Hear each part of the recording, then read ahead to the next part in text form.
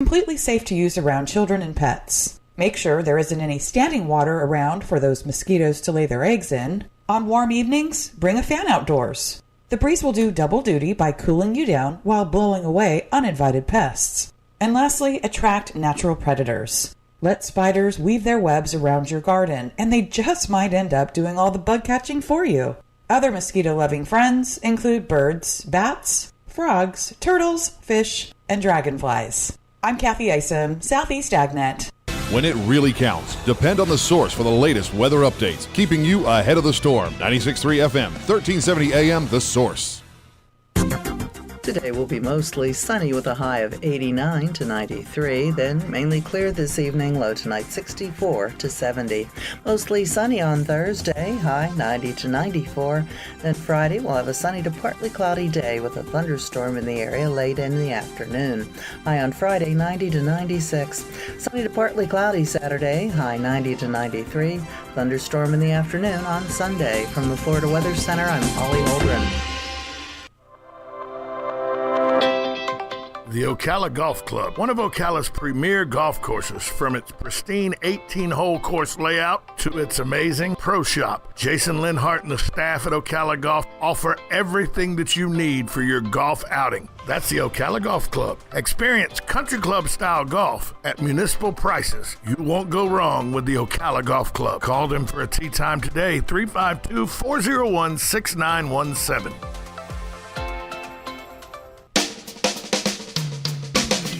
This is Ocala Talks with Tom Schmidt, bringing stories that are important to our community in and around Ocala.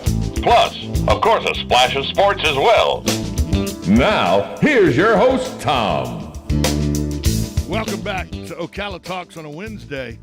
I'm very honored and happy to introduce a guy who the last time I talked to him on the radio, he was not in this position, but he is now. Chief Mike Balken of the Ocala Police Department. Chief, good morning. Good morning, Tom. It's always a pleasure to be with you, sir. You know, you lie to me all the time. It's great. I like how you say it's a pleasure to be with me. I like that.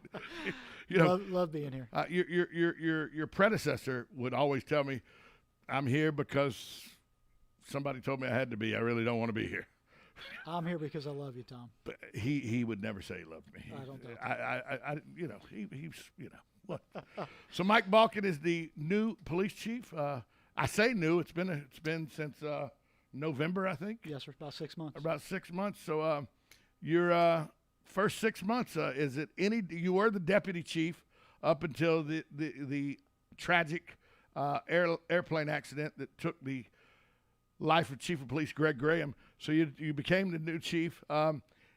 Did it change drastically from what you were doing as the deputy chief? It did, Tom. Yeah, you know, as the second in command, I really think for any agency in law enforcement, my job as a deputy chief was to run the day-to-day operations of the police department. You know, make sure everything was running smooth, that our folks had what they needed to do, and that we were delivering a level of service that was consistent with what our citizens demanded. When you step up to the number one position, there's a huge change in the actual job function where I'm dealing with politicians. I'm dealing with some of our, a lot of our business leaders. It's a different role. It certainly is. You're appointed to the position. Yes, sir. The mayor appoints you. The city council approves it. But you really, once you go to the top spot, it becomes a lot more of a bureaucratic deal where you have to talk to politicians, you have to talk to people who are making decisions in the community. And with deputy chief, you were talking to the men and women in blue. You were dealing with them on a daily basis, making sure service was good and everything. Sure. The dynamic changed drastically, didn't it? Changes. It was a huge transition for me, and something that I wish I had involved myself more in as a deputy chief, just in preparation for maybe one day taking over. I've spent the last 6 months, interacting with everybody from city council, the county commission, to our legislators, our senators, folks that are putting bills through that, potentially have a huge impact on us. And that's at the state and the federal level. So, you're dealing with Joe Harding, you're dealing with Dennis Baxley, Stan McLean, but then you're dealing with Daniel Webster up in Congress. Everybody. You're dealing with Kat K-Mac up in Congress. Yes, so, sir. Yes, sir. Are you still having you still do the breakfast, though, where everybody gets together once a week? The chief of police, the sheriff, the chief of the fire department, the chief of police in Denellen, Bellevue. We've got everybody. We've got, to include the state attorney. Mr. Gladson comes as well. The fire chiefs, the police chiefs, the sheriff, the undersheriff all meet every Thursday morning. And that's, that was something I believe started by Chief Graham several years ago. And it's a great way for us to get together, talk about local problems that deal with public safety as a whole. FHP's there. We've got the highway patrol major and the captain come as well, just to make sure we're dealing with traffic safety, everything from crime, traffic safety to legislative changes, police reform, you name it, we're talking about it. How big a deal do you think the communication between the heads of all these organizations and the transparency that is given by all these organizations, how big do you think that is to the fact that we've not seen in our community the unrest we've seen in other communities in the last year and a half? No, I think it's huge, and there's a couple issues that kind of come to mind. One, the agency heads getting together and collaborating on key issues and communicating our message in a unified fashion, so to speak, I think goes a long way. And then with that comes community engagement and transparency. In the end, I think a lot of these protests that we saw across the country resulted in a lot of people feeling like their voices weren't heard. So I think when you can overcome that, and people, they may not get their way, but I think as long as they know that you're listening and they understand that you hear them, goes a long way in quelling situations like we've seen elsewhere that we just didn't have a problem with. How in the 6 months since you've taken over from deputy chief to now chief, how have you reached out to community leaders to let them know that you're going to continue with the same processes that were in place before, and that it's business as usual, because if it ain't broke, don't fix it? I know that's how you look at it. Well, yeah, I mean, there's some things that Chief Graham did that I think were great that we're going to continue with. One of his I would call it a big accomplishment, but he was able to get a lot of our black church leaders to come together once a month with him, sit down with him, and discuss issues and concerns, make sure that those concerns were addressed, and that we were allocating resources appropriately, fairly, and dealing with their issues that they thought were most important. We've continued that. I've spent a lot of my days over the past 6 months going to different business groups, different community groups, sharing that very message. Not only sharing the thought that look, we didn't miss a beat, right? The men and women of the Ocala Police Department are continue to serve at an extremely high level during a very difficult time. Very difficult time to be a police officer, right? And I would argue that our service that we provide has only gotten better during the past 12 to 18 months. You bring up a very good point that the last 12 to 18 months. Yesterday was the 1 year anniversary of the killing of George Floyd, who I said yesterday, look, bad dude. It's not. I looked at his rap sheet. George Floyd was not a good dude, but that didn't mean he should have a knee put on his neck for over 9 minutes and die. That's not what you do to bad dudes. You put bad dudes in the back of squad cars and let the court systems figure it out. So the 1 year anniversary of that, but the unrest and all that has been put on the police nationwide because of incidents like this, how difficult is it, even with a community like this where you have a good understanding with the community leaders, you have a good understanding and transparency with everybody, how difficult is it right now to convince 18, 19, 20-year-olds that a career in law enforcement is something they want to do? So you bring up a good point, and it's a topic that's near and dear to my heart, right? One of the most important things we do, I would argue the most important part of my job, is to recruit and retain the most qualified police officer that I possibly can.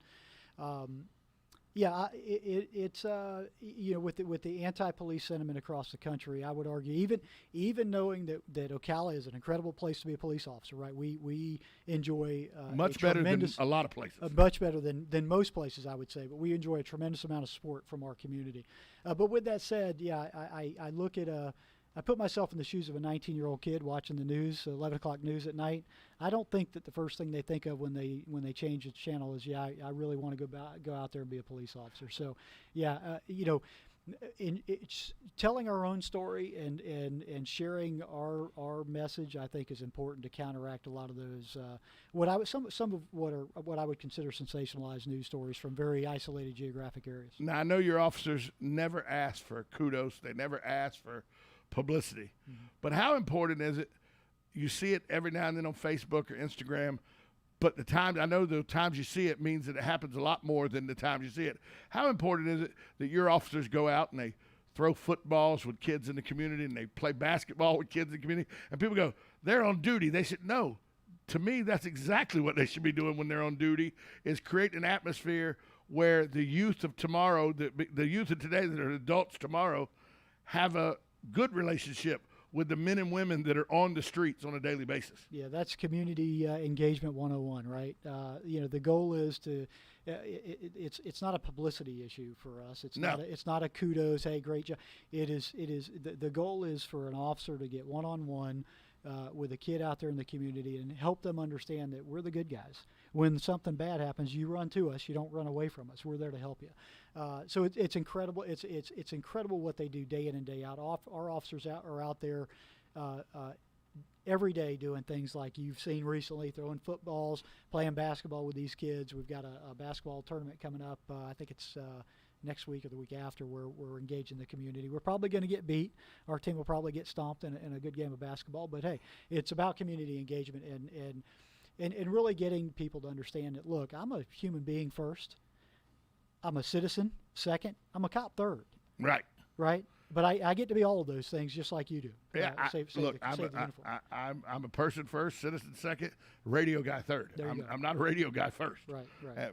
And by the way, I'm not in charge of my life. My fiance is. Let's just clear that up. I've got a wife, so I know exactly where you're coming from. Yes, sir. So, can you promise me one thing, though? And I know it's hard for you to promise something, but if you can you promise me that through all these community outreaches and everything, we never see a video of Greg Martin dancing? Can you promise me that? If I've got one regret in my career, it's that there was a video. There remains a video out there of Major Greg Martin dancing. Baby. I think you're correct. That was the song, and I don't know what to say about that. I will do my best, Tom, to ensure that your eyes never have to endure that again. It's not me. My retinas have been burned already. I'm just trying to save the people that might have missed the video the first time. I share your pain, sir. Yes, sir. I'll do what I can. Greg Martin, great police officer, great citizen in our community. He really so is. I like poking the bear every now and then. He deserves it. Yes, sir. Let's talk about you then get to appoint your deputy chief. Right. Talk a minute about your deputy chief. Yeah, so Deputy Chief Lou Biondi, has been with the agency a little bit longer than I have. So I've been there 20 years. Forever is Lou. I think when you look up Lou, years of service, forever. Since dirt. Yeah. Lou's been there, I think, just about 28 years. When Greg passed, the mayor moved quickly to nominate me. I was quickly appointed and had to make some difficult decisions. Deputy Chief Biondi was a senior major at the time, well-versed in all aspects of the police department and law enforcement in general, well-educated with a degree, having graduated from the FBI National Academy. He brings with him a wealth of a huge skill set that will help me accomplish what we're trying to do. Lou's a good guy. I think he's very, very good for the position. And I think he will continue in the realm of how you ran the police department when you were deputy chief. He'll be very good at that. In a closed-door meeting, as soon as I appointed him, we sat down, and my words to him were this: "You are going to work as hard for me as I worked for Greg Graham, or you will not be the deputy chief." And he has performed in fine fashion. So, it's hard to imagine because I've never seen you raise your voice. I've never seen Lou Biondi raise his voice. But both of you, I don't think I want to see either one of you raise your voice. Listen, I'm a small guy, Tom. So, I'll just say this: I don't think you should have to. If you do, I think you're losing your point already. You won't see me generally. If there's yelling, this is me. I don't think 12, 15 years ago though, I'd have wanted to have been in box with either you or Lou. Well, I appreciate that. I don't think I'd have, so I'm sending the right vibe. I don't think I'd have wanted to have been in the box with you or Lou 15 years ago. We're pretty much harmless. 15 years ago, it was probably a little different then when you were in a different position with the police department. I could scrap with the best Yeah, of them. you could go with it. Yeah. Are you facing the same issue? Because Greg talked about it numerous times. How important right now is it recruitment-wise? Because we do have some officers that are aging out and some officers that are facing retirement. Sure. I mean, the last time we were all together when Chief Graham was still with us, I was with you at a thing where you were pinning 30 years on Angie and Tara. Yes, sir. So, there's some people that are the turnover's starting to happen. It's so our annual attrition rate is about the last 3 years is about 14 officers a year. That's a huge number. That's a huge number. And what people, and I've explained this to even city council and the mayor, in how we approach our attrition rate and recruitment and retention really has to be more of a long-term focus. And I say that because it takes us 12 to 14 months to turn out a new cop. In other words, if you come to me without any police certification, you say, Chief, I want to be a cop, I'm going to sponsor you through Police Academy. It's going to take me a month. 10 months. Police Academy is 6 months, and then a 4-month field training program. Right. So that's 10 months. Plus an orientation phase, and then hopefully a couple weeks at least to let you find your feet before you got to go work a homicide. So when you talk about not only just the attrition rate that we see on average, but think about the exponential growth that's going on here in Ocala, Marion County, and how police services in general are changing around the country. 150 people a week moving to Marion County. It's incredible, right? So when I hear new subdivisions are going in and the WEC's coming and this new apartment complex, I don't think, that's great growth for Ocala, Marion County. I'm thinking, all right, how many cops am I going to need to police that effectively? Right, of course. Sure. But that's because your job is not to worry about the growth. Your job is how do I protect and serve that growth? That's it. Yes, sir. Yeah. Growth management is a different office. Yeah, that's a whole different office. Right. Let's talk about some things that are not nice to talk about, but we have to. And that's, even though I know crime numbers are down, you still every now and then are hearing about shootings in apartment complexes, and 15-year-old kid was gunned down in an apartment complex off 3rd Street within the last year. It happens all the time, and I know it's small town, big city problems, but it's a problem everybody faces. What are some of the things that you and your men and women in the police force are doing actively to try to make sure we're as safe as possible with the shootings that happen, that, by the way, happen everywhere? Yeah. Good point. So let me put it into perspective, right? Crime in Florida right now, if I remember what I read correctly, is like a 48-year low, the crime rate across Florida. So, when you look at, hey, how is that being accomplished? And here's what I tell people. I think we've come a long way. We're working much smarter now in law enforcement across the world, really, but certainly in Florida and Ocala, where we're attacking problems with a scalpel instead of a chainsaw these days. In other words, our intelligence unit analysts, our intelligence unit detectives, our major crimes folks, our property crimes detectives have gotten very, very skilled at identifying that 5% that commits 95% of the crime, and focusing on that element with that scalpel and removing them from our community and locking them away for a long time. How challenging is it? Because I know this happens. How challenging is it to know who did the crime, but you still have this pesky little thing called the Constitution that you have to make sure, even though you know who did the crime, you have to make sure you get all your I's dotted and all your T's crossed to bring them into justice. Yeah, that's something that is extremely frustrating. When you look at, say, our cold case homicides that we have dating back to, I think the last one that at least on record is probably in the 1960s, right? We've probably got 35 cold case homicides over those decades. And in the vast majority, I'd say 90% of those cold case homicides, we know exactly who the perpetrator was. This is a murder. Took somebody's life.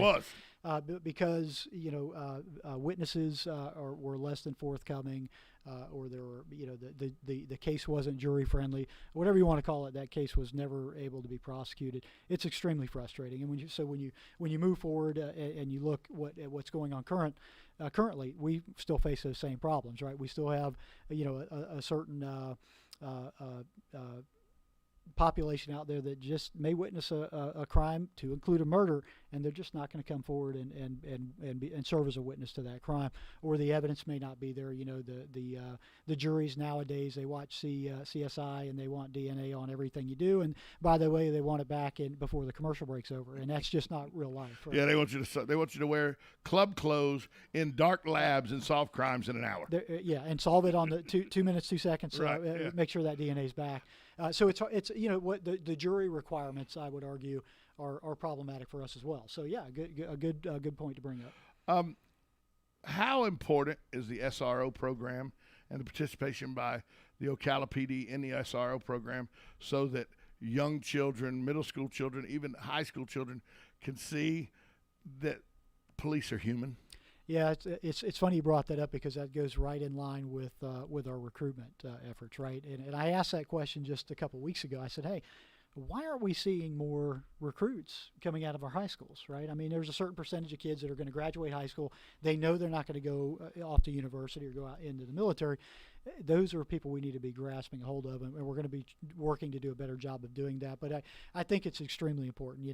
We've got a cop at every school in the city, 2 at each of the high schools, and they serve a huge purpose. And it's funny, when you talk, I was never an SRO, but when you talk to an SRO, it is amazing. They know more people in this county than I or you will ever know. Oh, yeah. Because they were in school with them, right? Yeah. The kids that they were in school with are now running businesses. They're working for law enforcement. They're attorneys. They're doctors. So it's extremely important in showing the human side of what we do. People forget that if an SRO stays at Vanguard for 15 years, yeah, he's got a generation of Ocalans that he knows intimately, or she knows intimately, because they interacted with him and they still see him out in the community and everything. His name always escapes me. He's an African-American gentleman. His wife's a cop. He's a cop. He always has a big smile on his face, and he works the Vanguard high school football games all the time. And he ends up with more people coming up and saying hello to him than the coaches do, than anybody does, because they all know him because he's been there for so long. Yeah, I don't know what their graduation numbers are, probably thousands, right? I would think at least between our two high schools, Westport and Vanguard, the ones that are in the city, they're graduating thousands of kids every single year, and that cop or cops have had direct contact with those kids for 4 years. Right. So they've gotten to know them very, very well. Yeah. You and I, when we were kids, we had that guy named Officer Friendly that would come to the schools and tout the police force. But an SRO is on the campus every day showing those kids that, look, we're not the monsters the media tries to make us to be by sensationalizing a few isolated incidents where, by the way, they're bad cops. You don't. I know you don't ever deny that. Absolutely. They're bad radio hosts. Right. They're bad politicians. They're bad moms and dads. Sure, okay, there's sure. bad everywhere, but for the most part, it's 99% good. Look, we've got about 1 million about 900,000 local cops around the country, right? The level of misconduct, and there was a study out I read years ago, and I wish I could find it, that reflected that there's less misconduct in law enforcement than there is in the clergy. And I'm not talking bad about the clergy. I'm just saying the vast majority of those almost 1 million police officers out there come into work day in and day out with a servant's heart, with a servant's attitude. They want to help people. That's it. They don't put their gun belt on in the morning thinking, God, I hope I come in and get to draw my weapon tonight. Chief Mike Balken of the Ocala Police Department. I would say there's less bad cops than just bad clergy in the Catholic religion, and I can say that I'm Catholic. So for all those that don't like that, Tom at WOCA, but all you have to do is Google the Boston Diocese, and you'll see all you need to see. Okay, we'll leave that alone. No comment. Yeah. So we got about a minute and a half left, 2 minutes left with Chief Balken. What are some of the things that you are doing? I know you're going out and talking to community groups because you talked to my fiance's stiletto group. Exactly. At my fiance's place of business. Yes, sir. So I know you're doing those kind of things.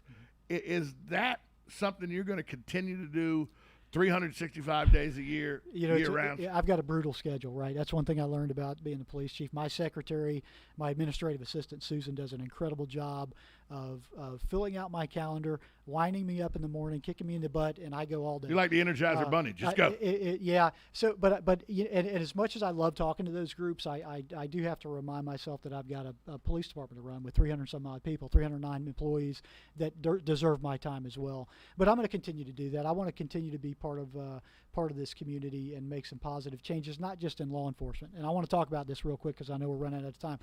The Marion County Literacy Council. Yep. I'm trying to help them raise money, right, to help adults learn to RJ read. does a great job with that group. He's doing great. And I'm also in competition with several other people to raise the most money, to include Sheriff Woods. Kissing the Horse? Kiss the Horse program. The Kiss the Horse campaign, which ends tomorrow. I do not like to lose to the Sheriff's Office doing anything.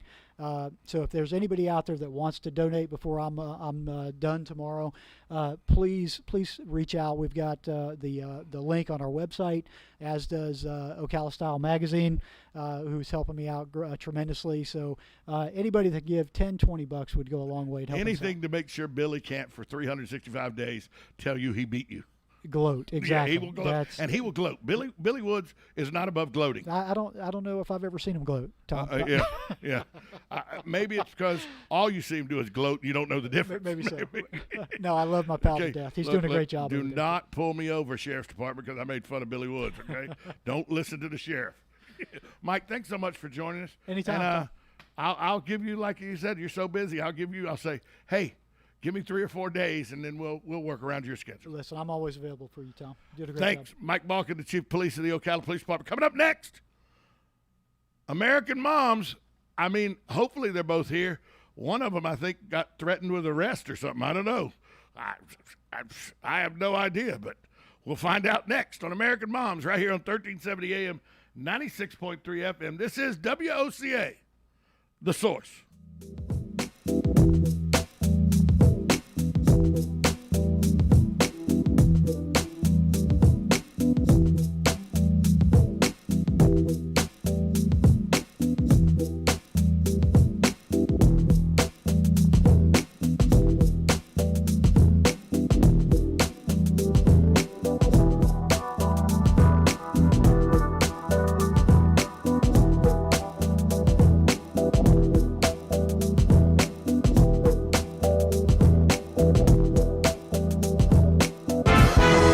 USA Radio News with Lance Pry. Representative Buddy Carter, the Republican from Georgia, on Tuesday introduced a bill to prohibit discretionary federal funds from going to states that provide state assistance to illegal immigrants, warning that those states are encouraging the ongoing migrant crisis at the U.S.-Mexico border. Carter says he feels strongly that tax dollars that hard-working Americans pay should never go to illegal immigrants. But some states are gaming the system. The bill has 10 co-signers.